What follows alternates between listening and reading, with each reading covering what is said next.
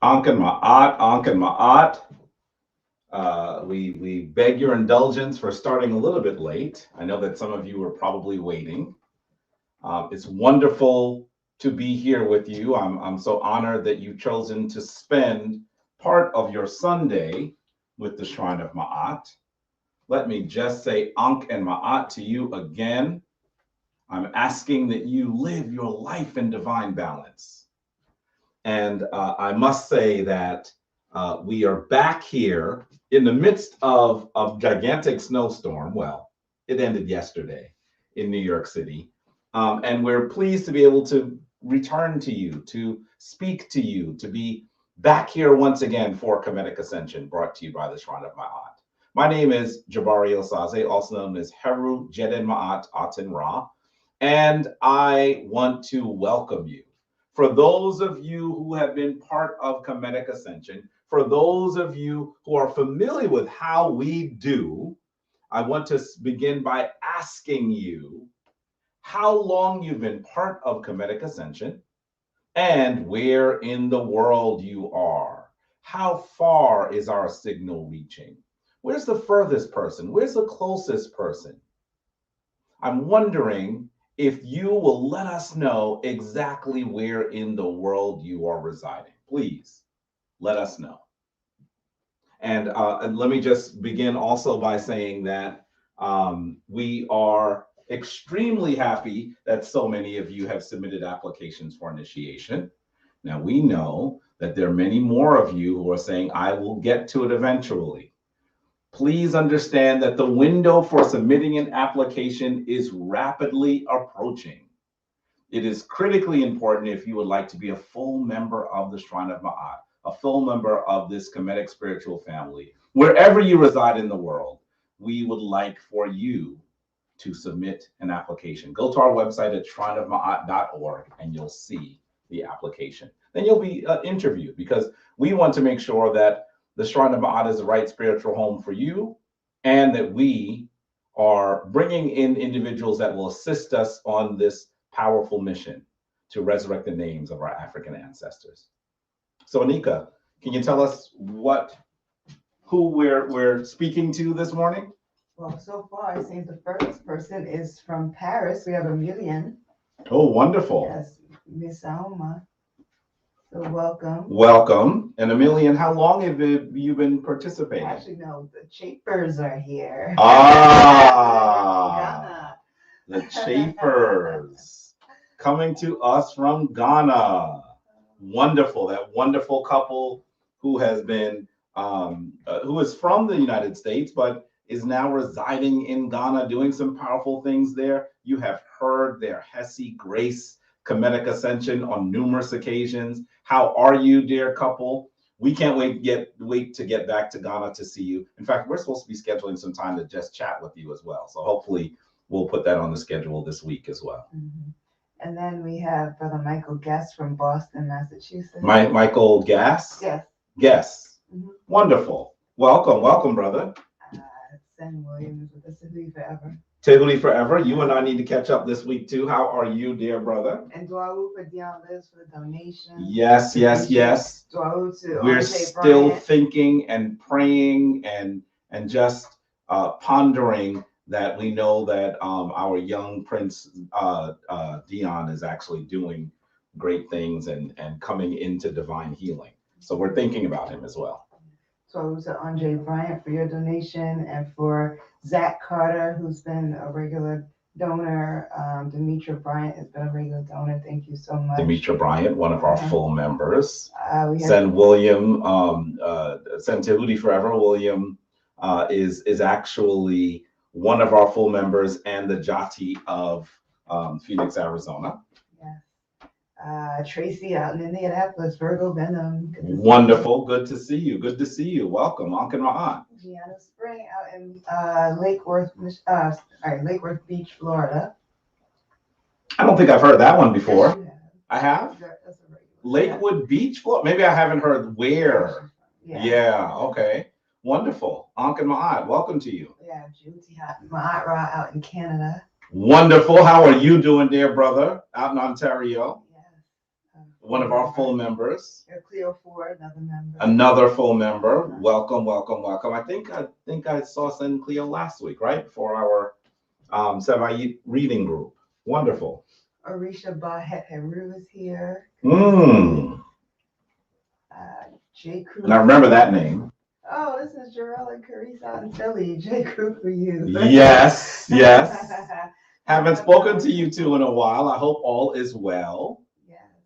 Omari Washington out in San Antonio, Texas. Texas is always big on Sunday morning. Yeah. Some stuff going on in Texas. I would love to know if that means that the Shrine of Ma'at should be doing some more on that, sort of in the middle of the country, in the South.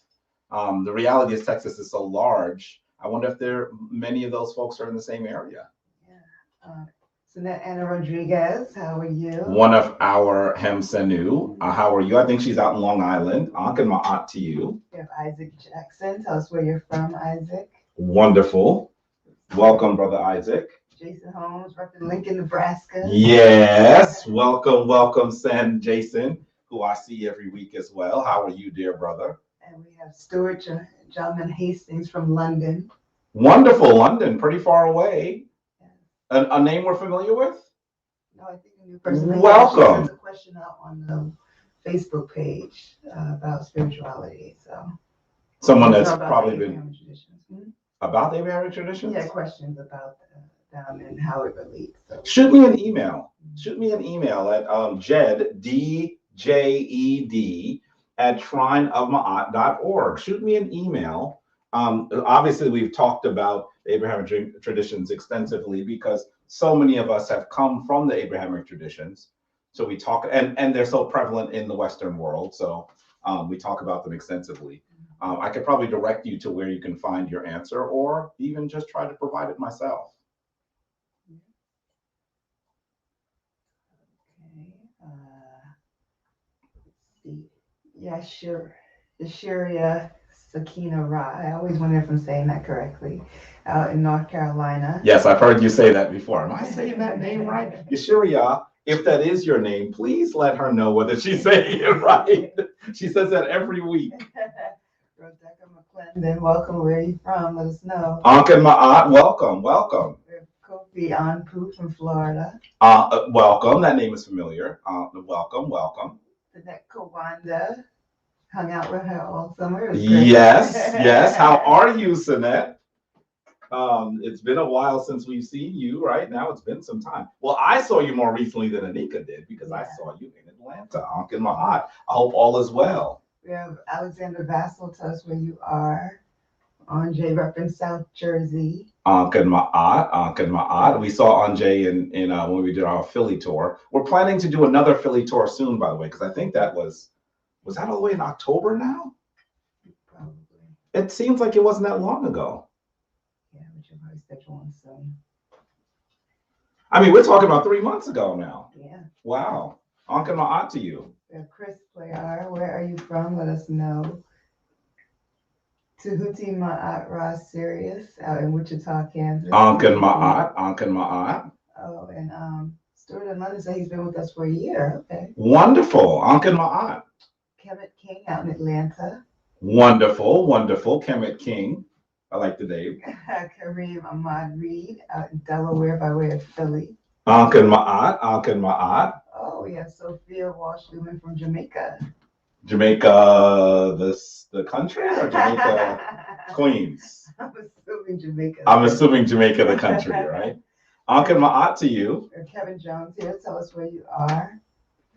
Oh, Anna's asking for prayers for successful eye surgery on Tuesday. Oh.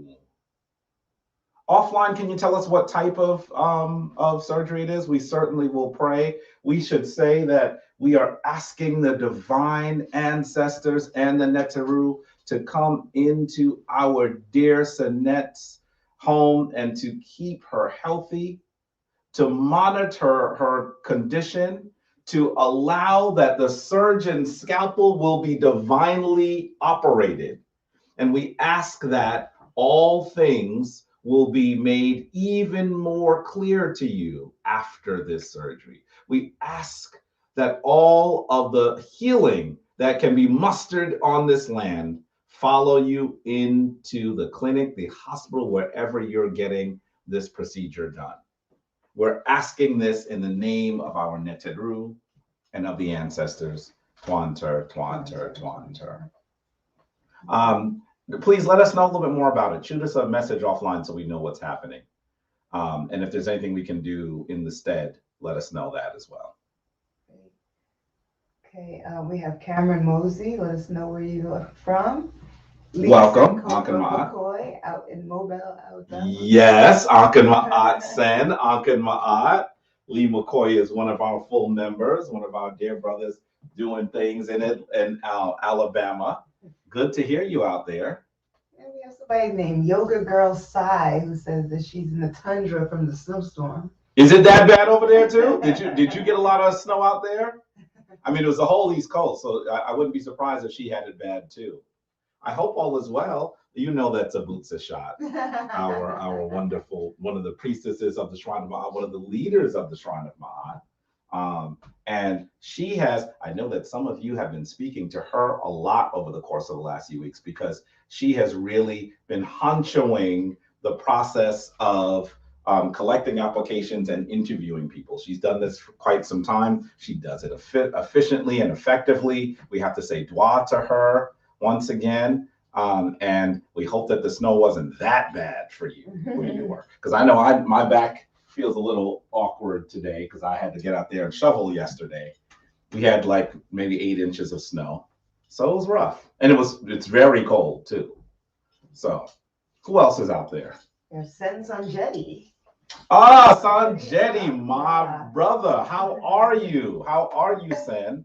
The scribe, the sesh of our sister shrine, the Temple of Anu, and just a good brother who we've known for a bunch of years. Ankan Ma'at to your help, all is well. Please greet your beautiful wife and your children because we certainly know that you have been doing some great work on so many different fronts in the language and also just being a stand-up member of the Kemetic community who's always teaching. So. And he's repping both Philly and Jersey today. How's he repping Philly and Jersey? I know he's not that far from Philly because I think when we first met, he was in Philly. So I guess you look, you can rep wherever you are, right? Wherever you want. That's right. We have someone from Cincinnati, Ohio, but we don't have a name, but welcome. Welcome. We have Billy Heru from Copenhagen, Denmark. Wow, Billy Heru. Wow. Copenhagen, Denmark. I know that Abutsa Shad has been speaking to some folks, I believe, that were in Denmark. I wonder if this is one of those individuals. He's been a viewer since back in the Brother Milton days. I don't know if you know what that I don't know who Brother Milton is. Okay. Brother Milton. The only Brother Milton I know is a fraternity brother that I know, and of course, I'm sure Sanjeti knows. We're part of the same fraternity. But I don't know. Brother Milton. Who's Brother Milton? Maybe he's just been in the Kemetic tradition for a long time. That's what he's saying. I see. I know you were saying something about they have 36 inches out there. Now, I know that Long Island was supposed to get it bad. But is it actually 36? That's 3 feet. Yeah, that's crazy. I'm so ready for the winter to be over. So that must mean that you're way out on the island, right? I don't know. I guess I don't know where on the island she is. But the folks that were furthest east would have gotten walloped. 36 inches. Yeah, that's too much. I'm ready for it all to be over. Wow. We have Tracy Robinson out in Mesa, Arizona. Wow, Ankan Ma'at. Wait, that's our yeah, Dr. Tracy. That's who that is. She has moved. She's in Mesa now. Yes. Yes. Ankan Ma'at. And I neglected to put you together with Sen William Tahuti Forever. And I know I was supposed to, and then I got distracted and I didn't do it. I know you're both in the chat now. Sen Tahuti Forever, can you just reach out to Senette Tracy Robinson? Just maybe if you can connect offline and so she could be connected to what's going on in Phoenix. You and I need to chat too. Maybe we can chat tomorrow at some time. Because I just recently saw a message that I want to just chat with you about and see how we can maximize what we're trying to do there. We have Abu Jamar. How you doing, Abu? Abu Jamar, one of the priests of the Shrine of Ma'at, Ankh and Ma'at. He's in Long Island too. I don't think you're that far out in Long Island though, Abu Jamar. Let us know how serious it was out there with the snow. We have Sage Clark out in Toronto, Canada, so she needs to go. What was the name? Sage? Clark. Clark. So, okay, so you're out there with Jehuti Ma'at Ra, who is our full initiated member. You should connect if you can and see how close you are. I know that perhaps we can do some stuff in Canada. It'd be wonderful. Ontario is beautiful. We've had the opportunity to travel to Ontario several times. So, yeah. Bro Pimpanzi Obini. Bro Pimpanzi Obini out from Philly. I think he's in North Philly, if I remember correctly. How are you, brother? Pandemic has been rough. So many of these names are folks that we would see regularly with our own eyes. With our own eyes. But of course, now we haven't seen as many people because of the pandemic. Dynamite Reacher out in St. Louis, Missouri. Ankh and Ma'at, Dynamite. We didn't say dynamite. We said dynamite like it's JJ. You know we're old. The Dynamite Reacher may not have any idea what we're talking about. Like, why do you say my name like dynamite like that? We have Jehuti Mess OG the fourth in the house from Jersey. He's in Jersey now, right? Jehuti Mess, how are you? I hope you're doing well. Hope you're feeling well. Hope everything is going well for you. There's Cameron Mosey, yes, also Alexandria, Virginia. Welcome. Ronald Green from Alton, Illinois. Ankh and Ma'at. Sinette Fafanta Tracy, Hyattsville, Maryland. Ankh and Ma'at, how are you? One of our full members. Lots of our full members are there. By the way, Jehuti Mess, what is it? I always mess this up. Jehuti Mess OG the fourth. He's also one of our members of the Hemsanu and someone that we've known for very, very long. So, you know, I hope all is well with you. Yes. Namer X from New York Namra? Namer. Oh, Namer X. Oh, from New York City? Mm-hmm. Interesting. I think I would remember if I heard someone's name being mentioned as Namer. Ankh and Ma'at to you, brother Namer, remembering one of our most important ancestors. Yes. Bakari Hannah from Tampa, Florida. We have Eitan Amun-Ra from Chicago. Ankh and Ma'at. Ankh and Ma'at. We want you to do a tour of the Oriental Institute. It's already being planned. It's probably going to be in early March, actually, is when we'll probably do it.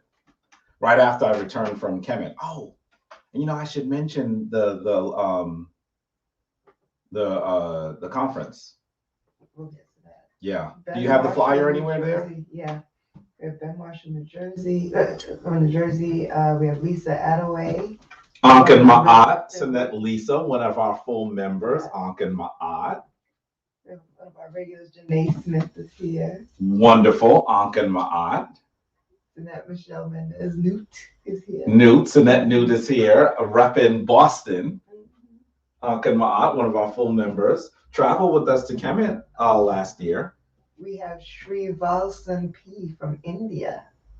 Shri Valsan P. Ankh and Ma'at Shri Valsan. That name has great meaning. It's wonderful to have folks all the way from India, because I don't think we often hear that. Maybe the last Kemetic Ascension was the first time I heard someone in India. It might be the same person. Welcome, welcome, welcome, Ankh and Ma'at. Tell us what time it is where you are. Where are you in India? And what time is it where you are? That'd be interesting to hear. Yeah. Noble Lloyd Lithcott from Brooklyn. Ankh and Ma'at. Sen Gavin is here. Ankh and Ma'at, Sen Gavin, repping the DMV area, right? Ankh and Ma'at. Ankh and Ma'at, one of our full members. Oh, no. So that Abu Sisha said her furnace went out. So it's brick in her house. Your furnace went out. Mm-hmm. You have individual. We'll talk offline. Okay. So that's Sandra Arrington. Ankh and Ma'at. Ankh and Ma'at. Yes. Daryl Glasgow. Oh man, a furnace. Now I'm gonna be thinking about that the whole time, because it is like 16 degrees outside. Yeah. And it can't be much warmer. If anything, it might be colder where she is. So please be well. Go ahead. Anika is giving me the hurry up symbol. There must be a lot of people on. Go ahead. Go ahead. We have Eitan Amara from Chicago. You said that already, didn't you? No. There was another Eitan? Another Amara. Oh, no, it was another Eitan. Okay. Ankin Ma'at. Sage Schwartz is in Toronto, snow went up to his chest. What? Oh, my goodness. Where's Sage Clark again? In Canada. Wow. Let's see. Deborah Kennedy. One of our full members, Ankin Cincinnati. Ma'at. Ankin Ma'at. I don't remember her being in Cincinnati. Is that where she was? She put Rudy. Ankin Ma'at. Ankin Ma'at. Okay, and it's Dianomite. Dynamite. Yes, You see, you are old. See, she said dynamite because she was thinking JJ from the good times. she just showed her age right there. Oh, Jesus said he's already purchased his tickets to One Africa Conference. Wow, Ankin Ma'at, Ankin Ma'at. We're going to talk about that in a minute. Russell Lewis from Baltimore, Maryland. Sri Valson says he's in Tamil Nadu, and the time is 11:15 p.m. Woo! I think he might be further away than Ghana, West Africa, you know. I think it would take longer to get to India than to Ghana, West Africa. Ankin Ma'at, wow, wonderful. And now we have Wayne Henry from Grenada. Woo! We're international today. Yes, we are. Ankin Ma'at, reaching all areas of the body of Geb. Larry Jackson from Daytona Beach, Florida. Ankin Ma'at. Davian Burton, how are you? I remember he gave us that wonderful song. Thank you. Ankin Ma'at. Which one? The hip hop song? No, I think it was guitar. He played it a while ago. He put it on the Facebook page. Oh, I don't remember that one. Oh. M. Jules, greetings. Let us know where you're from. Ankin Ma'at, M. Jules. We have Mike Williams. Where are you from? It says KCK. What's KCK? I'm not sure. Let us know where that is. Joy Estel's from Kansas Texas. City. I don't know. Ozzy Omo. I'm sorry. Let me try and say this right. Omoluabi from UK, England, Liverpool. Originally from West Africa, South Nigeria. Yeah, Omoluabi sounds like a Nigerian name. Yes. Ankin Ma'at. Ankin Ma'at. Sinette Oye is here. Sinette Oye, repping Philly. How are you, our dear Sinette? Oh my goodness, there's so many people today. Your whole town, your family's hometown, Guyana, is in the house. Marva Heru Rose. Ankin Ma'at. Are you in Guyana now? Fascinating. Kent Keys, welcome. Hatefu, where are you from? Mike Williams, Kansas City. Keith Exum, Chester, PA. Oh my goodness, Pittsburgh Red. Rahubat. So it looks like we have someone from the Wabian community. Wabian community. Rahubat. Yeah. Ankin Ma'at. Ankin Ma'at. And okay, Jason says Kansas City, Kansas. That's what Kansas City, Kansas. Yes. Okay.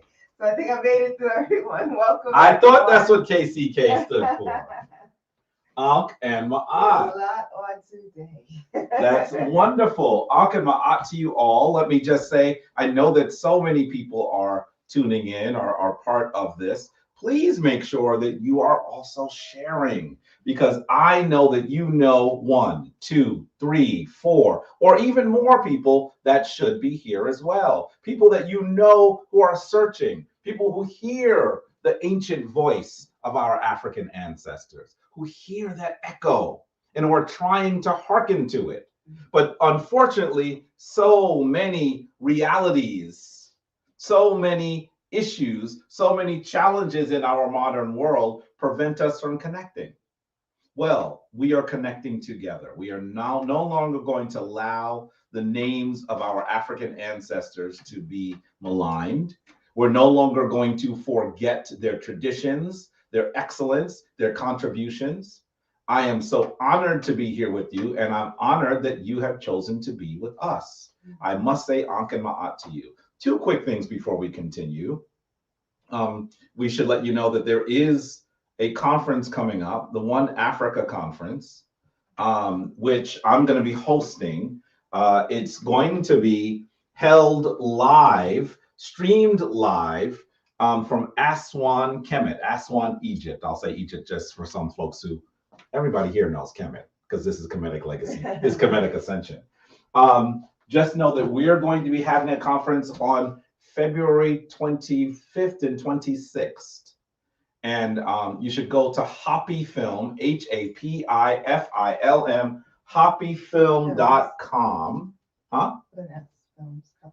No, it's Hoppy Film. Okay, sorry. Go to hoppyfilm.com for more information. Please get your tickets. We have never had anything like this, to have a conference that has so many heavy hitters, from Professor Small to Dr. Jeffries to Theophilo Benga, who I'm looking forward to meet. I've never met Dr. Obenga, to Wade Nobles, to Vera Nobles, to Dr. Rosalind Jeffries, all of those people, and of course, yours truly, Jabari Osaze, will be there live in Kemet as well. So please make sure that you are part of it. It's going to be amazing. We've just been told that the chiefs that we work with in Ghana are making the journey. They are coming from Ghana to Kemet to be part of this conference, particularly because this conference focuses on the cultural contiguity of the African continent. That Kemet is not part of the quote unquote Middle East, that Kemet cannot be torn root and stock from the continent of Africa, that in fact Kemet is both a product and also a progenitor of areas of the continent of Africa. That those individuals who gave birth to this amazing civilization were Africans, were from the interior of Africa, and we will no longer allow people to pretend that Greece and Rome are the origins, the progenitors of civilization, when our African ancestors did so much as the world's most influential civilization. This is important. So please be part of this. It's going to be a lot of fun. And I'm going to be standing there with the chiefs. Anika is now trying to figure out how she can do it. Look at her face, look at her face, look at her face. She said she's going to be there. I don't know. I prefer if she was there. Let's put it that way. But let's see if she's going to be able to make it. It's going to be an amazing occasion. So we hope you're going to do that. So there's so many things we want to tell you about. Obviously, we want you to know that initiation is continuing. Is beginning. Please submit your application so you can be screened. And then also we have the One Africa Conference. Black History Month is starting this week, so it's going to be extremely busy. For those of you who are in New York City, I'm going to be interviewed on Wednesday evening at 8 p.m. EST on the African origins of civilization on WBAI here in New York City on the Pacifica Radio Network. You can go to WBAI.org and listen as well. There are going to be so many things going on that I will easily forget some of them. That's just how it works. I also am going to be doing a tour of the Metropolitan Museum on February 12th at 12 p.m. at 12 noon. So that is going to be amazing. If you're in the New York City area, we're going to look at the African Origin of Civilizations exhibit and so much more of the museum. Keep in mind that in order to go to the museum in New York City, to be indoors in New York City, you must be vaccinated. So that's something that you should be aware of. But please make sure that you're joining us if you can, because we're going to be doing some wonderful things and raising consciousness during this Black History Month 2022. So you can register for that at centerformyaunt.com/events. So please we'll post that. And we also have our trip to Kemet in August. And we have our trip to Kemet. I didn't even mention it because there's so much stuff going on. We have our trip to Kemet beginning August 1st. And Anika and I are going to be doing Kemet first for 10 days, and then we're going to be heading off to Ghana. You can either do Kemet or Ghana, or Kemet and Ghana, depending on how you'd like to travel. We're going to be traveling with the Kemetic yoga master, Yusir Rahotep. It is going to be amazing. Please join if you can, because I think that it's going to be a life-altering experience. So with that, let's begin. Can we please do, as we must when we do anything of importance, can we begin with the opening of the way? Sure. First, I'd like to say Twalu to Senator Tracy and to send Larry for their donations to the shrine. We appreciate you. Come up here and say that. Let's do the opening of the way. That's okay. Ankin Ma'at. So, Twa'u to Snap to Tracy and to Brother Larry. Send Larry for your donations, along with Zach Carter, Andre Bryant, Dion Liz, all of you who have been giving us money for so long. We really appreciate you. Yeah, as we say, we don't do this for money, but we need money to do it. And so it's so critically important when you support the shrine. Dwa, dwa, dwa. You should know that we don't take salaries, right? We don't take money from the shrine. The money that you donate goes to the shrine activities. And so it's so important if you're able to support us that you do. So, dwa. So let us do the opening of the way. This is the ceremony that was brought to us, that was put into its current configuration by our elder, Baba Heru Ankh Ra Samad Se Ptah, the keeper of the shrine of Ptah, the shrine that we really grew up in. And we're honored that he has brought this into the world so that we can remember our African ancestors, their traditions, and also the fundamental concept that you are divine. So you're going to stand in the position of adoration. Stand with your left foot just a little astride forward. Put your palms, expose them in front of you. And as you expose them in front of you, place the left hand a bit further forward than the right hand, sort of mirroring the way that you're standing. And you can also have the right hand a bit lower than the left hand. This is called the position of adoration. It is the manner in which our ancestors both gave and received divine energy. You'll see it mirrored on temple walls and in papyri for thousands of years. So as we stand here, we're going to take a breath, take it from your abdomen, not up here, here. And we're going to chant the word for divine everlasting life, Ankh. Let's begin.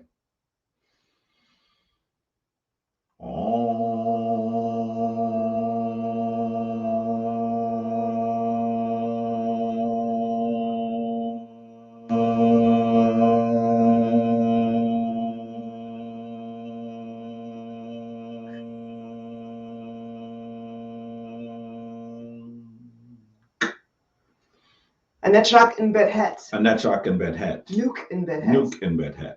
Anetrak Hapi. Anetrak Hapi. Nuke Hapi. Nuke Hapi. Twa Winter. Twa Winter.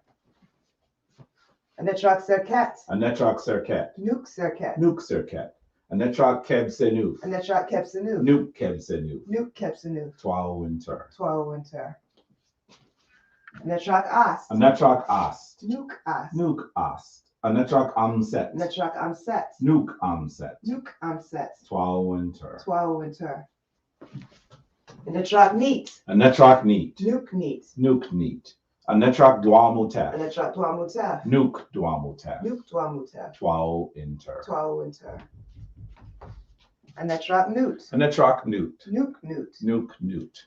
Anetrak Geb. Anetrak Geb. Nuke Geb. Nuke Geb. Twa Winter. Twa Winter.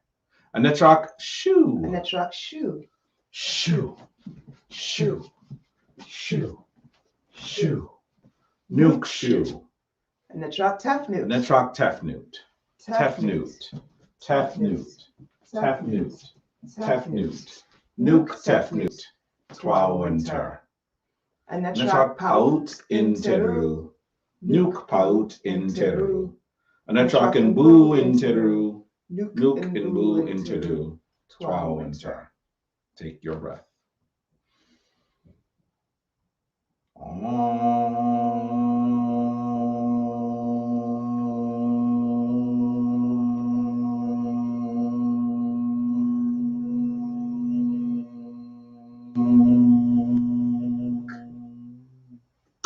Twa Winter. Dwa, dwa, dwa. Dwa to you. Dwa to you. Dwa to you. We are so honored. We are so thankful to Baba Heru for bringing that into existence. This ceremony is of critical importance. It will remind you of the stuff you are made of. We did the opening of the way, and now the sun is shining, Anika. It just came through as soon as we did the opening of the way.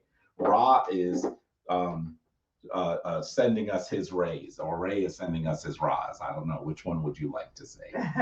So I would honestly say to you, we are So thankful for Baba Heru Ankanmat, to him for putting this ceremony, this ritual into its form so that we can actually remind ourselves that all of those things that are challenging us, all those things that are besetting us, are beneath us. That in fact we are divine, and that divinity allows us to surmount, allows us to evince, allows us to conquer all of those things that will prevent us from being who we must be. This ceremony helps remind us of this fundamental principle. So, can I say, dua to Baba Heru once again for doing this. So, 12 to Carice and Darrell for your donation. We appreciate you too. Thank you. 12. yes, dua to you. Full members, Carice and Carell, Carice and Jarrell. Did you hear how I switched the K and the J? For being there and being you. Philly is so close. We wish that we could spend more time with you all. This pandemic will end eventually. Eventually, it will. With this, at this time in our gathering, we generally go into Hesi. We go into Hesi, which is the manner in which our Kemetic ancestors galvanized divine energy in harmony and song. And today, because I believe that we're going to talk a bit about Asar, I would like for us to do the Asar Hesi. We're not going to do it here. I'd like for us to show you a clip from when we were doing this over 2 years ago. It is almost 2 years ago now. When we were actually gathered in this space doing Hesi together. So let's take a look at the Shrine of Ma'at doing the Asar Hesi. At this point,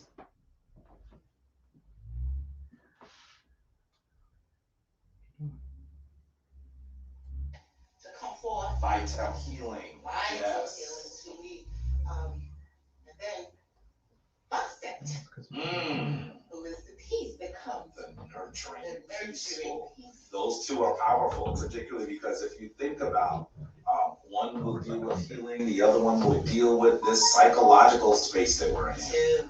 And so that's powerful that we call those forward. Now listen, then you know that the priests already have some stuff they cooked up. They're already talking about this. You need to take this into your life. You're gonna need to do your Hesi every day, maybe several times a day. The situation that we're in. Don't just think that you just have to wait for us to do it.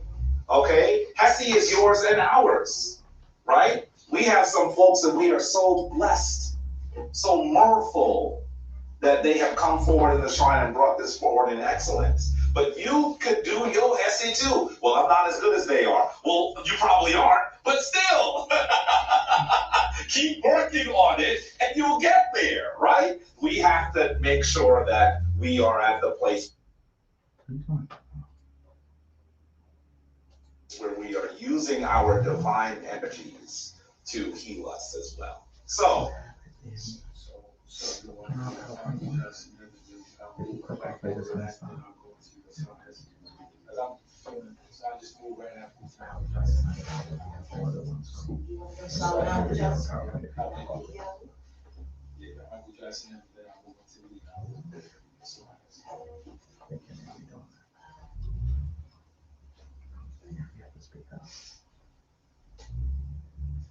Uncle Johnson,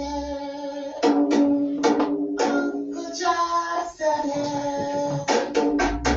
Uncle Johnson,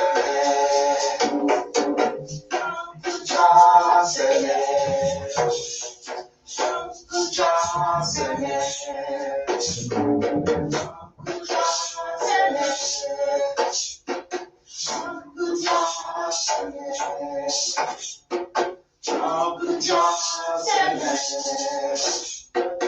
Uncle Johnson,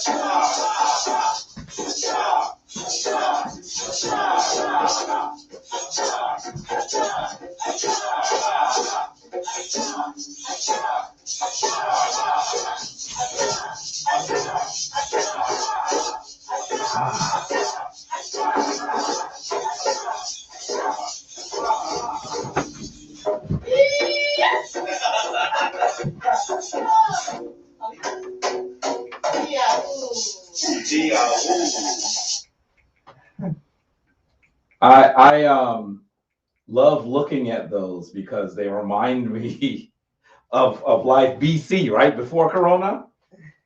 Who knew that we would still be operating in this manner, that we would still be, in many ways, trying to figure things out 2 years in.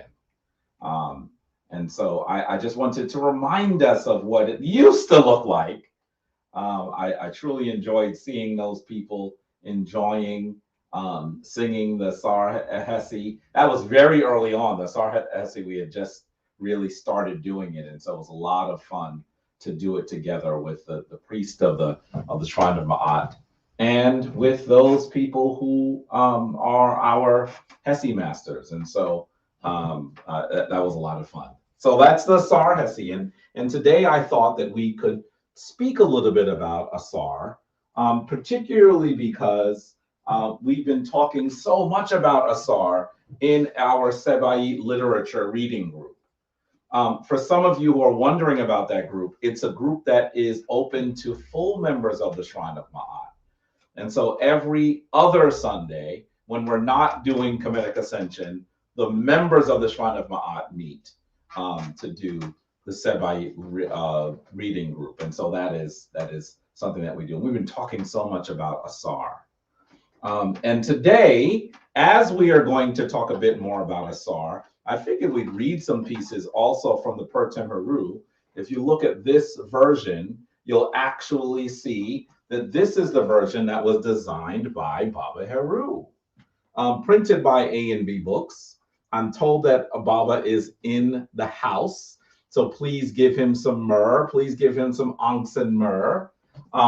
We're so honored that he's come to join us, our elder. I can say we have not seen him in person for a while. This is another challenge of the pandemic.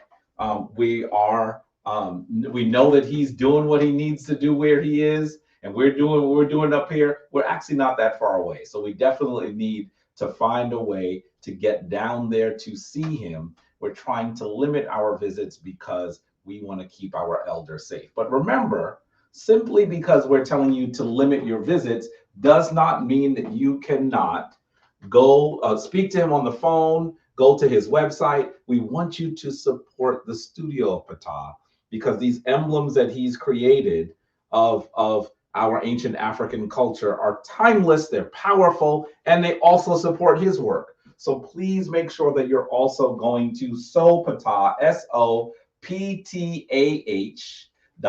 Sopatah.com, so you're able to take a look at the work he's doing. You should also follow him on social media. I know he's an elder, but he certainly is active on social media. And when you follow him, you'll get an inkling into the things that he's meditating on a daily basis. So please follow him as well. We murr you, Baba. We hope that you're doing well. We hope that everything with the studio is doing well. We know that there was a loss in the family. We know that Heru David is now an ancestor, and that has got to be hard for you as it is for us. We're thinking about you. We're sending you myrrh, and we're going to bring you myrrh in person really soon, really, really soon. So please make sure that you are keeping our elder in the heights, keeping him in your thoughts, because it has been a challenging time. And we have to make sure that he is strong so that he can continue to be all the things he's been for us all these decades. So today I want us to talk a little bit about Asar. I'm going to call this Embracing Asar, the Divine Father. This is a version of a piece that I've done in Kemetic Ascension before, but really what I want to do, the crux of what I want to do, is to get into the text. So many of you know people who are in the Christian tradition, in the Muslim tradition, and you know that they can quote from their divine books at a drop of a dime. The question is, how well do you know your divine books? How well are you reading and learning from the traditions, from the legacy, from the writings, in fact, of our ancient African ancestors? These texts are older than the ones that we know in the Western world. I'll never forget being at the studio where we filmed Kemetic Legacy Today, and I was assisting someone on their show, and this woman said, you know, we're going to do yoga. She was doing yoga, and we're going to do it and read the Torah. She said, the oldest book in the world. And I said, what? What made her think the Torah is the oldest book in the world? So later I spoke to her off camera and I said, the Torah is the oldest book in the world? There are many books that are older. She said, well, what I meant to say is that Hebrew is one of the oldest languages in the world. I said, oh, no, no, no, no, no. I can think of probably about 12 languages just off the top of my head that are older than Hebrew. And she said, are you sure? And then everyone in the control room who was there turned around and said, you know, Lester Barber, you know, he's a historian, right? You know that's like what he does. And so to her credit, she listened and hopefully learned. But I want you to just keep in mind that the Pertem Heru is a new Kemetic text. When I say new, I'm saying it's from the New Kingdom mostly. This is a newer text, and it's much older than the Torah. We could talk about what are generally today called the pyramid text being the oldest spiritual text in the world. Did you hear what I said? Sometimes when I say that, they go, older than this one. And sometimes I want to say, is it in the world? Because I said it's the oldest spiritual text in the world. That's not just coming from a Kemetic priest.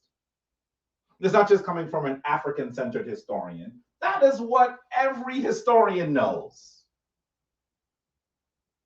How well do you know them?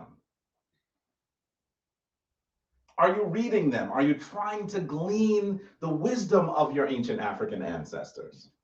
So today, as we talk about Asar, I'm also going to read a bit from the Pertem Heru, okay? So as we look at Asar, look at these images. You're seeing him here with his beautiful green face. The green face is likely a connection to his ability to have victory over death. He is a deity of fertility, a deity of the resurrection, a deity of the cycles of death and then rebirth. And so that is why his face is green, just as the earth is green. And I think that sometimes when I think of Asar, I just think of him as the wise ruler, because the symbol for Asar, his name, if you look at this image right on the left, you're going to actually see that there is the throne. Do you see that black throne there with an eye above it? And then there's a man behind it. That is the name Asar. And so when I look at that eye above the throne, it says to me, he is the wise ruler who sees all. In many ways, that's the way I see Asar. And then on the right, you see him in Sahufied form after his resurrection, standing there with the two Mary. Yes, these ladies were both named Mary, or Mary in the Kemetic tradition, meaning the beloved ones, the doubly beloved ones. And you're actually seeing Ast with a similar throne on her head, and Inbethet with the bowl and the house there. She's the lady of the house, the mistress of the house. This is important. So, really quickly, we should talk about what Asar means philosophically. On the left, you're seeing an image of Heru, Asar, and Ast. I think that this image is always interesting to me because as I look at it, you're seeing a very similar version, a replica of that here. As I look at it, the thing that I find interesting is that it's a statue of a statue. So you see Heru, the son of Ast and Asar here. You see Ast on the right here, but in the middle is meant to be a statue of Asar that they are paying homage to. So it's supposed to be a statue of a statue. That's interesting to me. By the way, for those of you who have not seen this artifact up close, there are loops on the back. I think that somebody must have worn this around their neck. Can you imagine it, Anika? You see the loops? This is a replica of the museum piece. Mm-hmm. I believe it's from the ruler Ausar Khan, if I remember correctly. But I think it's fascinating that he might have been rocking this around his neck. That's what the loops are for. Talk about a Jesus piece. Oh, no, no, no, no, no, no. This is an Asar Heru piece. And you think we just like having those large Jesus pieces. Maybe it's because we remember that we used to rock these around our neck thousands of years ago. Anika's looking at me like I'm crazy. I mean, it's correct, isn't it? Did I say anything wrong? No. So, as you look at this, I want you to recognize that you are seeing the world's first holy trinity. Ast being the divine mother and wife of Asar. Asar, the first king of Kemet, who gave all of the mechanisms of civilization to the world and then was murdered by his jealous brother Setesh. That sometimes is called Set or Seth today. It is probably where we get the term Satan from. But understand that his brother wanted the throne. His brother was jealous of his popularity and his power, and he schemed to kill his brother. This meant that then Ast had to go on this epic journey. It's interesting that the story of Ast, Asar, and Heru is much more about Ast than it is about Asar. That's how you know that this is an African story, because the woman, the divine feminine, is primary. And so Ast goes on this great journey, putting the pieces of Asar back together with her sister in Bedhet. That's the reason why you see them described, rendered as the Mary. And so finally, when she gets the pieces together, she is not able to find the final piece, his Henenen. That's his penis, his phallus. Those are both coming from Greek terms. I'd rather you call it a Henenen. And from there, what you will see is that she uses divine power, divine words to recreate Asar's Henenen. And that is the symbol that has been a sort of an analogy rendered as the Tekken. Now, you'll know that you'll see the Tekken in cemeteries. Why? Because the Tekken is connected to the resurrection of Asar. Wait, let me say that again. The Tekken is connected to the resurrection of Asar. Let me say it again for some of you in the cheap seats that didn't catch that. The Tekken is connected to the re-erection of Asar. And so that is why we see this symbol, this sacred symbol, and that is how it is connected to the regeneration of the divine being Asar, who was then able to provide us with divine seed. She flies over in the form of a bird, receives the seed, and then is able to give birth to Heru. Story over, right? Right? Now they're able to walk off in the sunset? Of course not, because now this divine woman has to raise a child on her own. A black woman raising a black child without his black father. Of course, this is just a myth. We don't know that story. That's not a story that we're acquainted with, familiar with. The father is not in the home and the mother has to do double duty. Doesn't this sound familiar? These sacred stories actually are archetypes that we can learn from, that we can glean wisdom from in the modern day. While they were issued thousands of years ago, they are as relevant, as fresh, as poignant as yesterday's newspaper. No, more poignant because they have sacred wisdom. And so as we look at this divine story, we see us then trying to raise a child on her own. And that is difficult. There's a point where she's searching for a place to hide. She's the most powerful woman on the planet, a sacred queen, but she has to dress in rags and clean the homes of women that are actually beneath her. I know that you don't know that story, sister. I know that's unfamiliar to our story, right? Well, I think about that whenever I'm over walking by Central Park and I see all of those Caribbean, continental African, and African American women walking with those strollers with those white babies in it. You know that this is our story even today. That these queens have to toil in the houses of wealthy women. That's what this story is. There are these archetypes, these stories about how we should get through our challenges. And you might say, well, Brother Jabari, what does the story tell us about how we get through that? The man has been murdered. He's not in the home. The child has to be raised. The woman is without resources, even though she's a queen. Well, what was the answer to this story?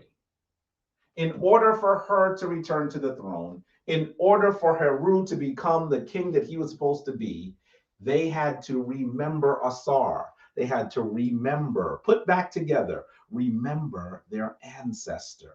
That's what we must do. Remember our ancestors in order to return to the throne. This story is not just a sacred myth. You could take that knowledge and stick it right on 125th Street, and our people would be able to go further afar, further afield with that sacred wisdom. And so Heru is then grown into adulthood, and then he goes into battle against his uncle. At first, he does it without his mother's permission because he's a teenager and he thinks he's a man. He loses. His eye is torn from his face. His sacred stepfather, you could call him in many ways, the symbol of divine wisdom, comes down to give him wisdom, the Ujat. He returns to get the wisdom of his mother, the final wisdom, the final teachings, and he goes and defeats his uncle, becoming the king on the physical plane, while his father, whose name has now been rectified, can be the king in the afterworld.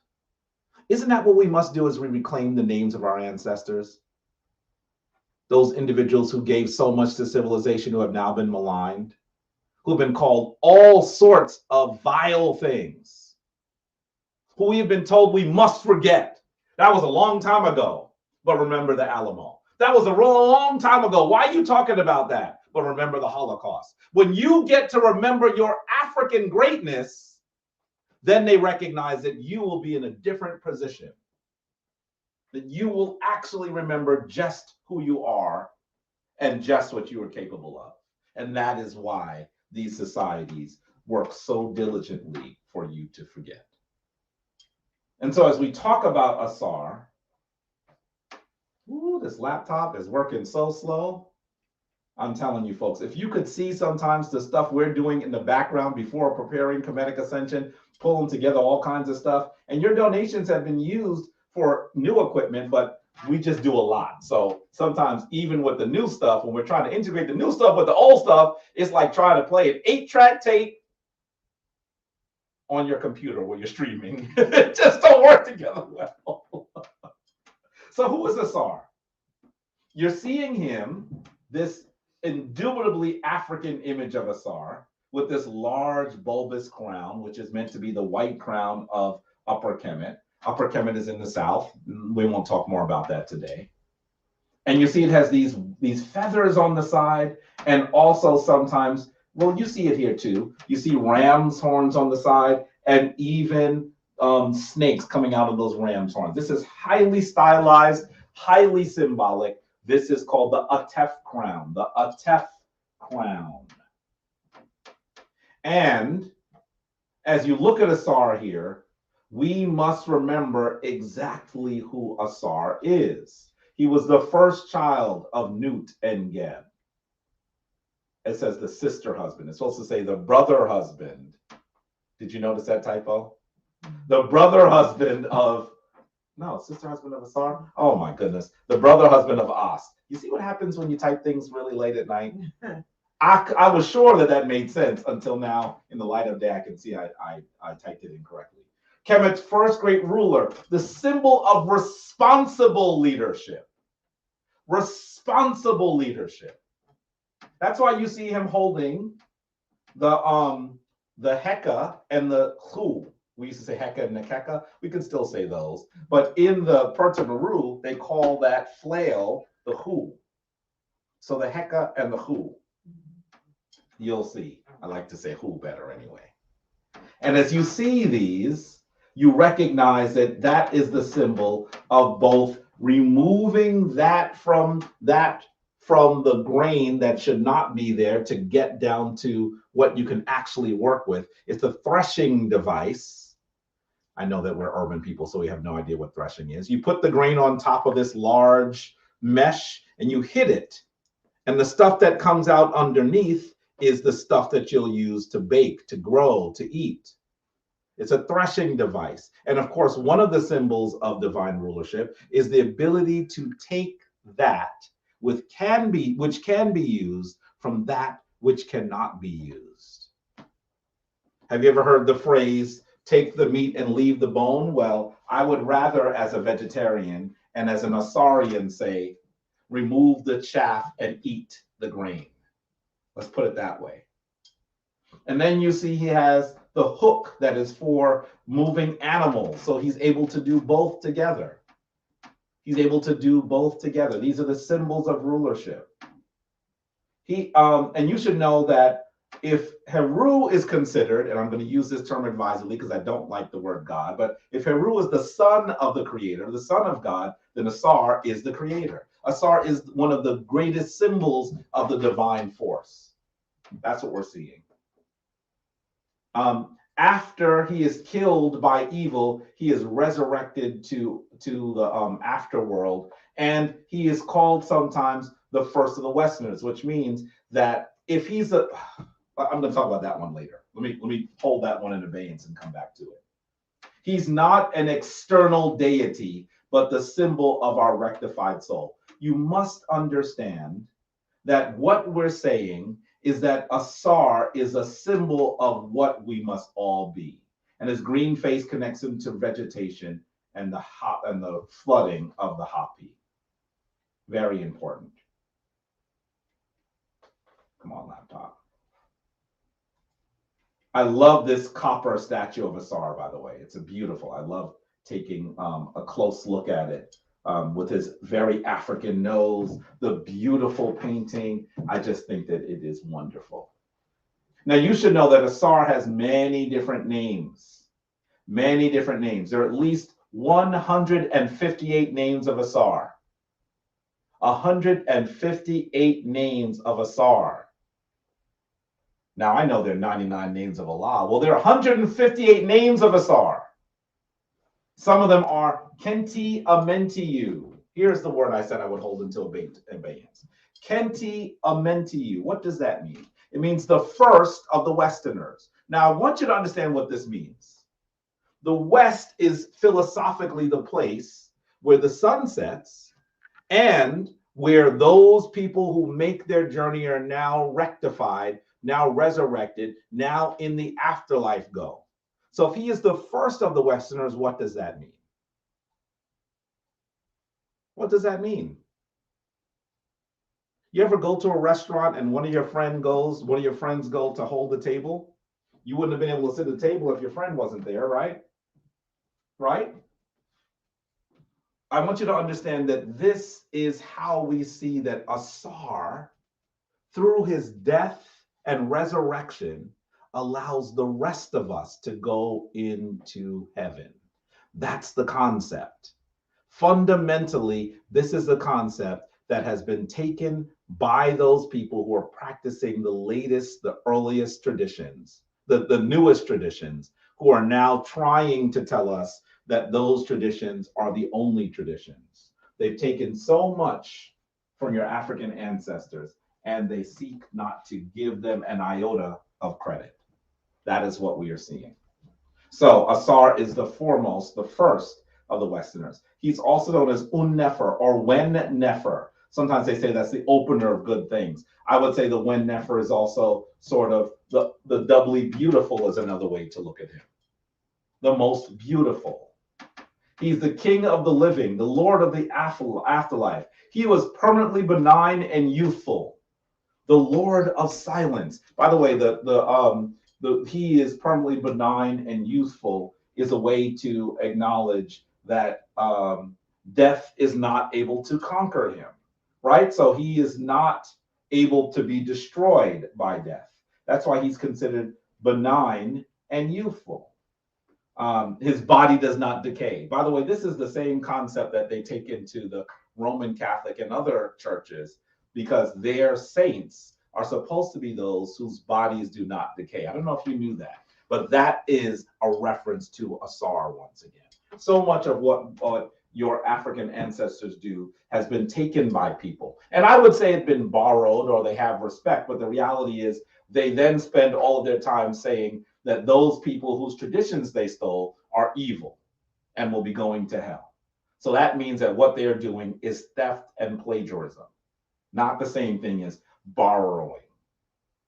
He's also known as the Lord of Love, the Lord of the perfect black. He also has this, I love this name, Ba-Neb-Jedet. Ba-Neb-Jedet, the Lord of the soul of the Jed. Ba-Neb-Jedet. Ba-Neb-Jedet. That's a powerful way to describe him as well. And so Asar has all of these names because they are attributes. They help us understand in many ways what Asar means. And this is of critical importance. Come on. Oh, my goodness. Here we go. So I think that you should recognize that this image of Asar here that's a beautiful depiction, by the way, of him here with Anpu behind him, with Heru behind Anpu. It's in the tomb of Horemheb. Who is Horemheb? Someone tell me who is Horemheb. Okay, I want you to tell me who Horemheb is. Okay, the oldest written description of Asar is in the books that are called the pyramid text, but it is likely that he is also being depicted, perhaps in allegory, on that device known as the Kustal incense burner. So that's much earlier than the 5th dynasty. But the first writing we have about him is in the pyramid text. You should also know that his center of worship is at a place called Abju, that today you'll hear often called Abydos. That's the Greek version. Abju is the burial place for the 1st dynasty rulers. Namer and Aha are the ones that put it together. Abju is also sometimes known as the hill or symbol of the reliquary. What's a reliquary? It's not a word that we use in English very often anymore. It's a place where something sacred is held. So if this is the hill of the reliquary, there's some people who believe that it's a reference to the idea that the head, I wonder which one, that the head of Asar was held there. And so as Asar was cut into all these pieces, the place where the head was is the place that in many ways is most sacred. Has anyone talked about Horemheb yet? Yes, Sanjeti answered. Okay. He's the last king of the 18th dynasty. Woo! The last king of the 18th dynasty. He ends what some people call the Amarna period. And that Amarna is not an ancient Kemetic term. They call it Amarna because the city that Akhenaten builds is near a modern place called Tel Amarna. And so Horemheb was the person that Tutankhamen, King Tut, as some people like to call him. Who am I to abbreviate his name? His name is Tutankhamen. He is the person that Tutankhamen seems to have wanted to be in control of the kingdom after his death. But his uncle, a man named Ai, comes forward first, and then Horemheb comes and puts things back into order. So this is from the tomb of Horemheb. This is from the tomb of this image, from the tomb of Horemheb. Also, Asar becomes the symbol for the rectified soul for everyone, and he becomes popular throughout all of Kemetic history until suppression by the Christians and the Romans. But even after their suppression, he continues to be worshipped at that temple that is sometimes called Philae, that I believe we first called Pilak, after the Theodosian decree. There are some that believe that the Greeks merge Zeus, Apis, which is a sort of a symbol of Ptah and Asar, and Asar together to create Serapis. Look at Serapis here. Look at Serapis here. Sometimes called Serapis. Like Asar, Apis, right? Serapis. And so they were now taking the images of the divine that had been brought into existence by your ancient Africans since time immemorial and reissuing them in their own image.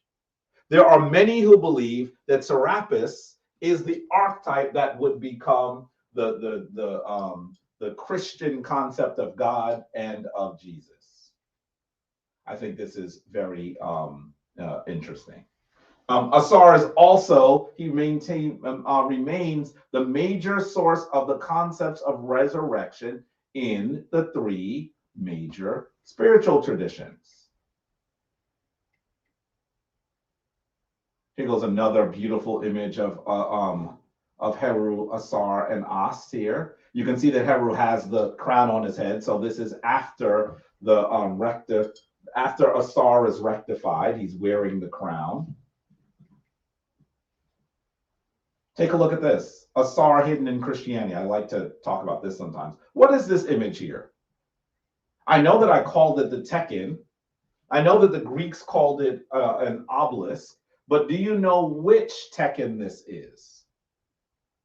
Which one is this? There were literally probably hundreds of Tekkenu all over Kemet. There are very few left in existence in Kemet. They have been taken all over the world. In fact, one city has 13 of them. What city has 13 Tekkenu? And I also want you to tell me which city this particular one is graced in. And you know, if you look closely, you can even look down here, Anika, and see this glass Mirkut over here. For those of you who know the area, you might know where this is. Where is this one? Do we have an answer yet? So, Daniel Roche's Cleopatra's Needle. Ah, also called Cleopatra's Needle. By the way, it had nothing to do with Cleopatra and it ain't a needle. But yes, they call it Cleopatra's Needle. So where is it, Brother Daniel LaRoche? By the way, Ankin Ma'at to you. It's great to know that you're out there. And we have Djibouti Mas Oji the Fourth, so it's in Central Park. Of course, he should say it's in Central Park because he has been there every single time the shrine has been there. I don't think he's ever missed a time that the shrine has been there. From the beginning, from the first ceremony that we had. And so that's the one in Central Park. It was brought to New York City in the late 1890s. They brought it down. By the way, a man that was a sea captain and a mason was tasked, his name was Gorange, was tasked to go to Kemet, go to modern day Egypt and collect it. And the reason why the modern Egyptian, I'm using that word intentionally, Egyptian government allowed them to get is because they thought that if they gave the Tekken to New York, that the United States might decide to buy cotton from Egypt. And of course, before this time, slightly before that, the United States wasn't buying cotton from nobody. Why?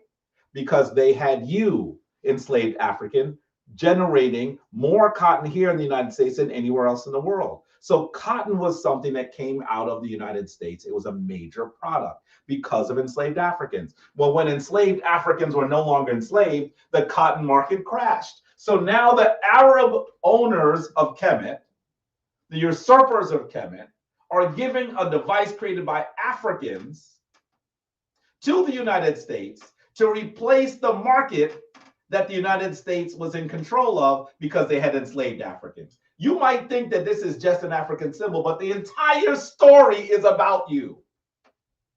The entire story.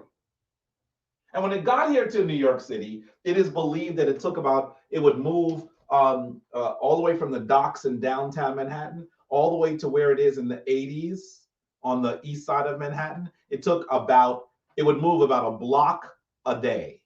So can you imagine it going down your block? You're on your block, looking out your window, looking at the Tekken being moved. And when they finally put it in place, in Central Park, by the way, a municipal park run by the city government with tax dollars from the citizens, they closed the park so that all of the master masons could come together to put ceremonial items in the base and have a ceremony that no one but those masons were able to attend. What? That's what happened. That's part of the story of how that Tekken got there. But I want you to recognize that as you see this Tekken, you are seeing a critical symbol of Asar. And in fact, it has been borrowed, I'm being polite, stolen all over the world. Take a look at the one in Paris. Wait a minute, Jabari. That's the Eiffel Tower. Yes, but can you tell the Eiffel Tower is actually supposed to be a modern rendering of a merger between the Merkut statue, the Merkut structure, and the Tekken structure. That's where you get the Eiffel Tower. You should know that Eiffel was absolutely enamored, completely enthralled with ancient Kemet. And so this is one of the reasons why he would have developed that. And as you continue to look at the Tekken, you're going to see it everywhere in the West, in cemeteries that are Christian, that are Muslim, that are Hebrew. Look at the one down here. You can even see Hebrew writing on the tombstones at the one on the bottom. So you might say, well, how in the world would they take symbols from what they would like to call a pagan tradition, appropriate it, and then try to write you out the story? Well, you should know that resurrection is an African concept. And that the Tekken is supposed to be the resurrection, the re-erection of Asar and his ability to live again. Take a look at an ancient drawing. I shouldn't even call it ancient. I'm giving them too much credit. An old painting of that is purported to be Jesus resurrecting Lazarus. Notice how he is bound. There are some people that say these early images of him being bound were like that because it is a reference to Kemet. And in fact, the reason why he's called Lazarus is because it's supposed to be Al-Asaurus, Al-Osiris. So I want you to understand that there are some scholars who believe that this was supposed to be a hidden key to allow you to know that the story was about a retelling of the resurrection of Asar. Isn't it interesting that we see a very similar story of Jesus resurrecting Lazarus just when, just a short while later in the text, he's going to be resurrected himself. It is supposed to be a key for you to recognize that it is an echo of an earlier story. And you would remember that were it not for the fact that the people who are telling it to you today are saying the most vile, the most insulting things about the people who brought this story into existence. That's the reality. That's the reality. And Nika just made a mind-blown gesture. Did people just go crazy in there? That's what it's supposed to be. That's what it's supposed to be. And of course, perhaps the most popular Tekken is the one that is here. What is this building? Where is that Tekken? Notice the large cross coming from it. Very funny that this Tekken is supposed to be the Henanem of Asar, a reproductive instrument, and at the top of it, a cross is coming out. What does that mean? Does this mean that Asar's emanations are Christianity? I think that's what I would look at it and see it as, the cross coming out of the Henanem, the erect phallus, the penis of Asar.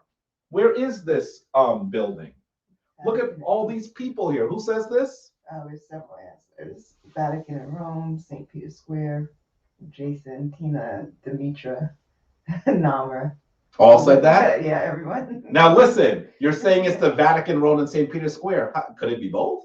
Yes, because the Vatican is in St. Peter's Square. So those are both the correct answer.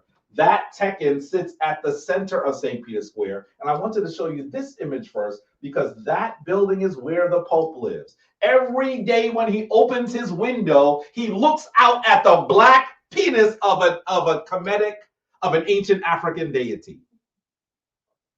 That's what he does. He opens his window and looks at a large, black, erect penis.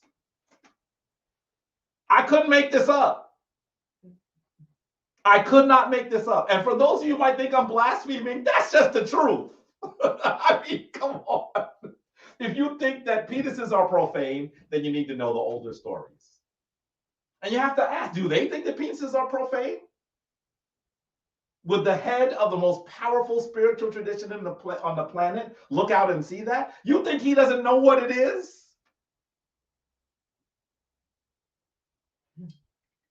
Here goes an aerial view. This is from, you could take this almost from on top of that building you just saw. Look at the circle here. Kemet King says use the correct term, not penis. The Henanem, yes. I said penis because some of y'all might not remember Henanem. That's right. And Kemet King is correct. We need to use the ancient African terms. Maybe you keep calling it by a small Greek name, and that's the reason why it's not working too well. Anyway, let's look at this, and you are actually seeing the important Anika's eyes. You see her? She's like, I was afraid he was going to go there, and he did. You see her face? Look at the image here. An amazing complex. This is Vatican City. I don't even know why I call it Vatican City in many ways. You know, it's its own country. It's its own country. It has its own postal service, own police force. In many ways, it is separate from Italy. But this is Vatican City. And you can see the lines, the grids that are drawn around this important element in the middle of the most sacred place in the Roman Catholic Church, St. Peter's Square. By the way, St. Peter's Square is a circle, which is very interesting to me. But as you look at it, you know, if you have been paying attention to me talking about this for a while, you know what I'm going to say. Why are those lines there? Why is it in the circle? What was the purpose of them putting the tech in there? Let's see who has the answer. What was the purpose of them putting the tech in there? By the way, I love how if you look closely, you'll see the images of popes and saints. You see their statues all the way around, even all the way around the circle. These are the most powerful fathers of Christianity, all standing in honor of the Henonen of Asar. That's what you're seeing. I didn't make it up. I did not make that up. So what is this? Talk to me. Why is it there like that? No answers yet? Sundial for Easter. That's what Sen Humphrey said. Yes. This is called a gnomon, which is a large device which is used in order for someone to be able to use the sun, use the heavens to tell where we are. Usually you can consider it time, but in many ways it's where we are in our position in the universe, right? Because the earth is moving, right? So this helps us gauge our place with regard to the rest of the heavens. And yes, please. Yes, it is. I can't even go into that one yet. This is supposed to be a symbol of regeneration. This is a symbol of regeneration. Why? Well, that's the reason why the cross is at the top of the tekken. Because they are telling you that they are using the energies of your ancient spiritual wisdom, ancient spiritual philosophy to create their own. And then when you recognize it, they say, shut up, you're evil. Shut up, you're a savage. So how can you possibly understand these concepts that come forth in Christianity? Well, you don't only understand them, you recognize where they've gone astray because you are the writers of the world's first spiritual text that they are pilfering from. But yes, the early bishops would be able to look at this gnomon and tell by the movements of the sun when Easter should be. Are you telling me that a symbol that comes from Kemet, which is the erect Henonen of Asar, is used, the erect Henonen of Asar, which is for his resurrection, is used to tell when Jesus is resurrected? And you have the nerve to tell me, Christians, that Jesus is not your misshapen, I was going to say something worse, misshapen retelling of the story of Asar? You're telling me that the resurrection of Jesus is dictated on the device, which is the resurrection of Asar, and I'm not supposed to notice what you're doing. You'd have to be a blind man not to recognize what's happening here. This is Asar. This is Asar. Anika looks like she's reading a lot of stuff. Is that what I'm seeing? A lot of reading? Yeah. To see her face. So with all of that, let's read for a little bit. Just briefly, from the Rayu Partaruangir. This is the one that has been beautifully designed by our elder. I love this picture of him on the right, by the way. This is the one that graced the New York Times at his, not at his current location, but the one before that. It's a beautiful space where he used to just do his work. And it's a wonderful image of him, is it not? By the way, he looks almost exactly the same. Baba is aging very well. You know what I mean? This image is not recent. This is like over 10 years ago. And it looks the same. And then, of course, you see the image of Anika. This is in our home upstairs, not the shrine area, upstairs in the living room. He was coming over, and Anika grabbed him and took a picture. Why is Jabari not in the picture? Because Jabari snapped the picture. And so you'll see that that is our elder. And I'm going to read here. I want you to remember why understanding Asar is so important. I want you to understand that when we talk about Asar, we're not talking about a literal historical character. We are instead talking about the divine soul that is more powerful than death. That's what we're talking about here. That's what we're talking about when we see this image. This image is an illustration that would have been in the regular partner ruin gear. In fact, this one belongs to who? Which illustrated version does this come from? Whose is this? Whose is this? Those of you who are members of the Shrine of Ma'at should be able to tell, because I've already told you, without taking the time to read it all, you should know that you can tell whose this is by how it is drawn. And if you think you're really bad, before you answer the question, where is it? Now that's the one that's going to stump them. Okay, yeah, two different answers here. Let's hear the answers. We have Ani and we have Nefer. Who said Ani and who said Hunefer? So Shenka. Shenka says what? Ani? Ani, and Sen Jason says Ani. Okay. And we have Sentusi Forever. Who says what? Hunefer. Daniel Roche says Hunefer. Asar says Ani.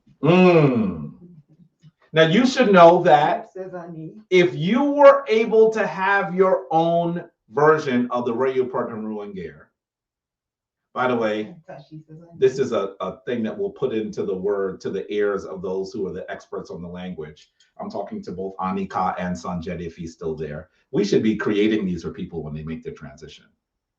We should be creating these for people when they make their transition so it can be buried in their tomb, just like it would have been done in the ancient world. Anyway, that's just a business idea I just thought of for the shrine. Something that the shrine would do that would generate income, but would also allow people to be buried in a way that is most appropriate. But as you look at this, I want you to recognize that usually when you see Ani, he is with his wife Tutu. So if you see a dude by himself or brown dude by himself, it is there are two ones that are most popular that you'll see. It's either Ani or Hunefer. If you see a brown dude by himself, it's Hunefer. You don't have to even read the name. And did anyone tell us where the papyrus is? Well, the thing that's funny is the papyrus of Ani and the papyrus of Hunefer are both in the British Museum. They're both in the British Museum. So, as you look at this, I want you to know that you're seeing all of the description of what is going on. You can even tell that this thing right here above the head of Amut, these are the words that they are speaking. And as you go further, you're even seeing a conversation that Hunefer, who is now rectified, who is now Ma'akeru, is going to have through Heru to his father Asar. But here's the thing that's amazing. Here's the thing that's amazing. As they show you Asar, you'll notice that, and now I'm going back to Ani, because I want you to be able to read it right from the text. You'll actually see that Ani is Asar. So you as a rectified soul, one that is so powerful, so immortal, so imbued with immense power, that you actually have victory over death. Can you imagine how powerful you are? You here worrying about your rent, and you can conquer death. You're over here worrying about your problem in your relationship, and you can conquer death. You're over here worrying about how you're going to feed your kids, what your kids going to do, the challenges you have in your daily life, and you are so powerful that you can conquer death. That's what you have to remember. That in fact, our major issue is not remembering who we are. That's who we are. I've always said I want to make a video. I'm going to probably do it soon, Anika, where we go to a weightlifting gym and we see all these people pumping iron. And we see the biggest dude over there. And he comes over and he picks up the 5-pound weight. And he's like, oh. Everybody in the gym would be like, what is wrong with this dude? He's as big as Lee Haney. I'm dating myself. Lee Haney is a big brother who was muscular. And they would say to him, look at you. You can lift that weight and much more. He would say, no, it's a 5-pound weight. It's too heavy. Well, in fact, that's what you're doing in your life when you're worried about these trivial things. If you are Asar, if you can have victory over death, in actuality, you are bigger. You are wider. You are more ancient. You are stronger than all of those challenges. Remember that which you have always known, and you will be Makeru. So what do we see here in the description? This is, if you're reading your text, this is the one that has been translated by Budge. I like this one, even though people complain about it, because why? You have the glyphs, you have the transliteration, you have the translation. No one reads all the text by themselves and translates it all for themselves. No one does that. Anyway, look at page 11, and you're going to see it says, Jet on Asar, on Ati, Ani. It's really Anui, Jedef, Abba, En Mut'a, Sepsen, Hatia, and Keperua. That's what you're seeing here. You're actually seeing Ani or Anui speaking as Asar. This is powerful. And I've known Anika long enough to look at her face to know that she's reading the glyphs. That's what she's doing. I know that I'm reading the glyphs face. It looks like this. Look. That's how she looks at it, like this. Like she puts her right eye on it more. She goes like this. Look. That's what she's reading. I wish you could see what I'm seeing. I know that that's what she's doing. But this is, let's just translate. Let's follow along with what it says in English. It says, this is speech by Asar. By the way, how dare you translate it as Osiris when you see above, you know that it's Asar. Why do that? More on that later, on another time. Speech by Asar, scribe Ani. They're telling you that Ani is now Asar. That you, in fact, are the one that was torn asunder. That you are, in fact, are the one that has been put back together. You ever feel like you're in pieces? When you get back together, you will be divine. That you are the one who has victory over death. That you are the one who was immortal, who was ancient. So it says, speech by Asar, the scribe Ani. He says, my heart, my mother. He says this twice, by the way. My heart, my mother. My heart, my mother. Sepsen, twice. My heart of my coming into being, Keperu. May there not be resistance to me in judgment. Powerful. You hear this? When I go into judgment, I don't want to have any resistance. May there not be repulse to me on the part of the divine chiefs. In other words, may those people who are guarding the afterlife not prevent me from entering. May not make thy separation from me in the presence of the possessor of the scales. In other words, may I not be torn asunder or sent away when I am in the presence of the Mahait. The Mahait is the name of the scales of Ma'at. You are the shrine of Ma'at. You should know the name of the scales, right? Mahait. That's the name of the scales. You can see it right here. By the way, if you were a full member, you would know that already, because we study this text. And if you're a full member and you didn't know, it's because you're not coming to Seba reading group every other week, and you should. Every other week at 1 p.m. It is private. It's one of those things. You know, I say membership has its privileges. Well, if you're a full member, this is one of the things you have access to. Let's continue. Thou art my ka, that's my soul, right? Within my body, which forms and strengthens my limbs. May thou come forth to the place of happiness. Bu nefer. I like that.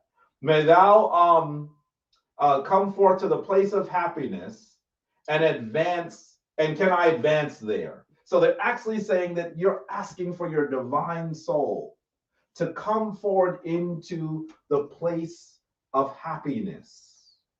Powerful. May not make to stink my name. I love that, by the way. I am hoping that my soul has been so thoroughly purified that my name is good smelling, that my name is perfect. I'm asking you, please don't make my name stink.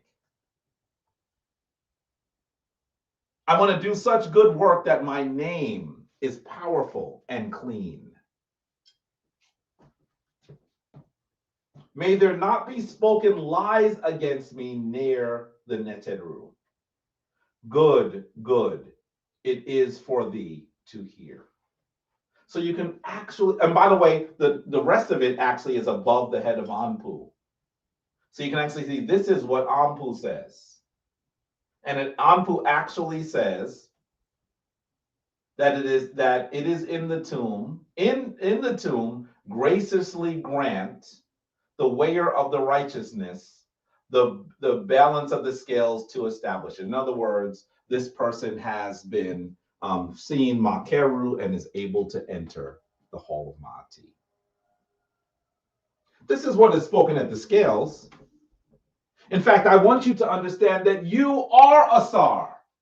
We're not going to tell this story in the most limited, the most basic way that the younger people tell their spiritual stories. You are that soul that is so powerful that you can be a victor over death. By the way, this also explains that we're not talking about Asar as a literal historical person. I have to keep saying this, and it's painful because some people who have not done enough reading are still trying to argue with Jabari all over the place. You have to understand that you are Asar. If Asar was a literal historical person, then how can each of us be Asar? This is a story of the divine. Right? Do you understand that? You are a star. You are the wise ruler who sees all things. And that in fact, this entire story of your journey, your battle and your eventual victory is yours. I want you to live into your divine balance. I want you to live into your justification. I want you to remember that which you have always known. I want you to do your greatest work, because it is that work that will live on forever, that your name will not stink up the place. It is time for us to reclaim the traditions, to reclaim the names, to reclaim the legacy of our ancient African ancestors. I know we've been catching hell for hundreds of years, that we might feel downtrodden, that we might be uncomfortable with the way we look, that we might not think that we're intelligent, that we might not think we have enough resources. All of that means nothing once you know who you are. You are Kenti Amentiu, the first of the Westerners. And your traditions are those that allow the younger people to even find any modicum of wisdom in their less well-described traditions. Embrace Asar. Be Asar. May your face be as green as the earth as you come forward in splendor. I want you to think about what it means to be Asar today. And let us know what you think. Send us a message, shoot something to us on Facebook. Let us know what you're thinking as you meditate on being Asar. It's of critical importance to think about being connected to the cycles of the earth when you're covered in in some instances, feet of snow. Because it might seem like the earth is dead, like it's gone to sleep, but in actuality, the cycle will return. And that you, just like the earth, will last for millions of years. I'm hoping that you'll give this some thought today and let us know what your greater meditation is. With that, I'll say the divine force in me greets the divine force in you. And I'm really hoping that this discussion today will help you move forward in your practice as well. Anika, can you come forward for the final affirmation?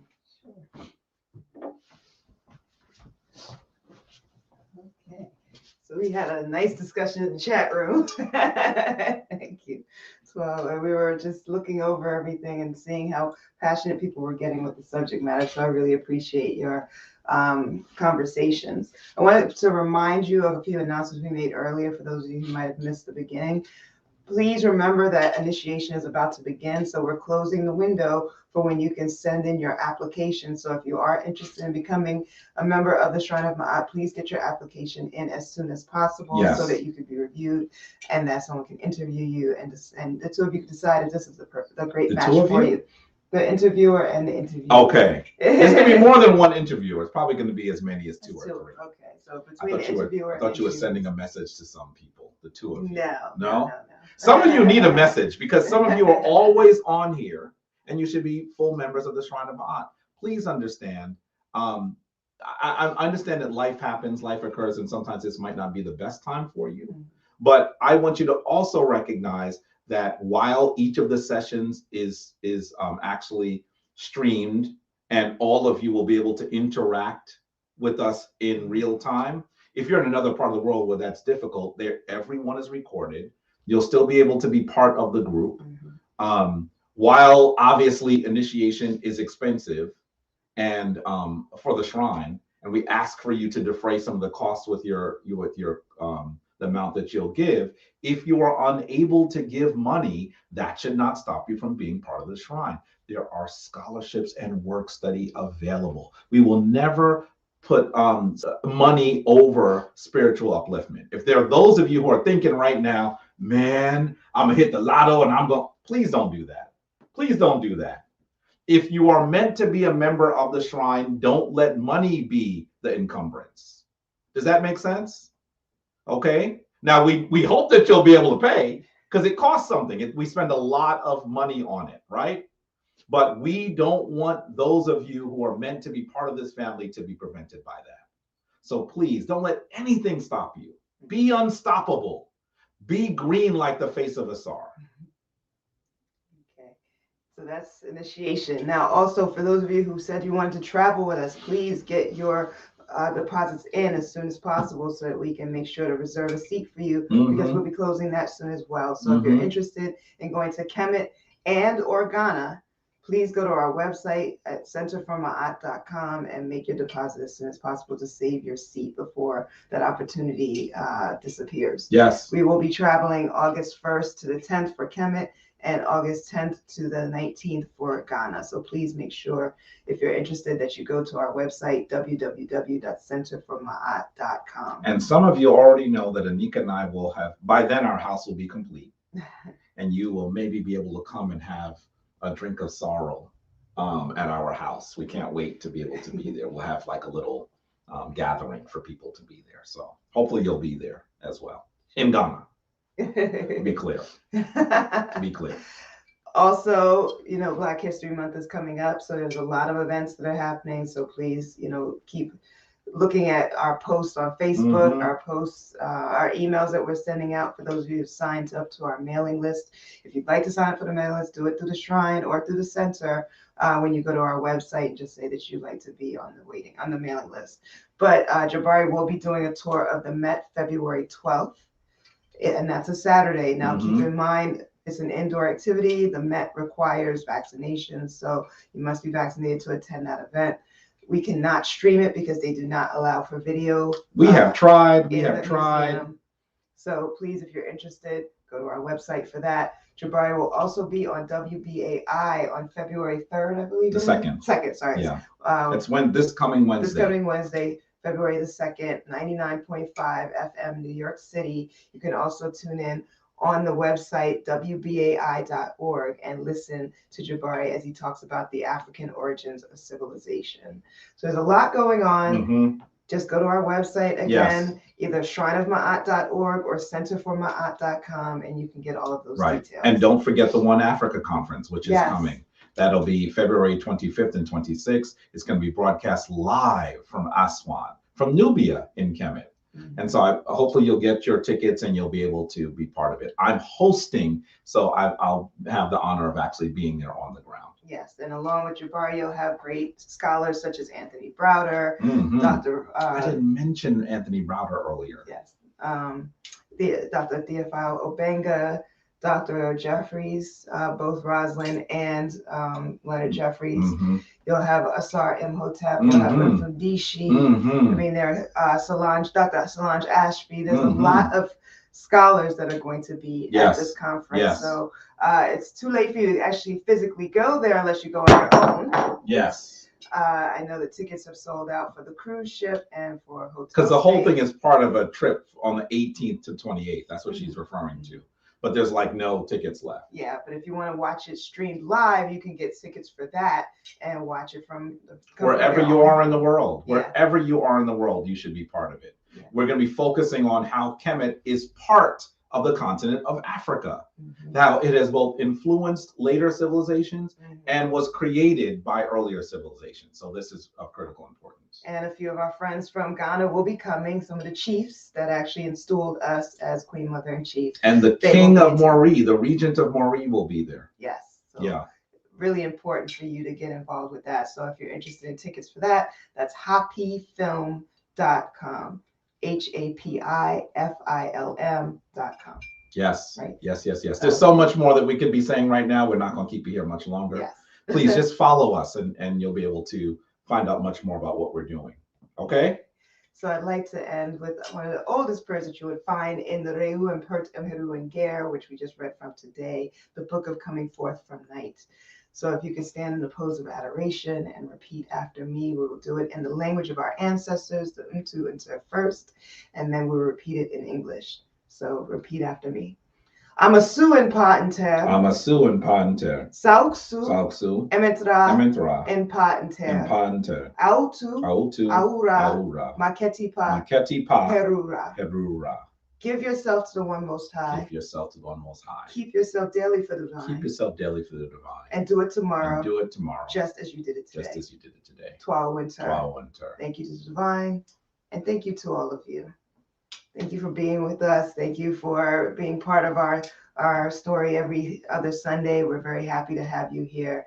And we hope that you continue to have a beautiful, infidel day and enjoy Ra as it continues to shine. Shemametep. Shemetep and Shemin Ma'at. Go forth in balance. Peace. Father.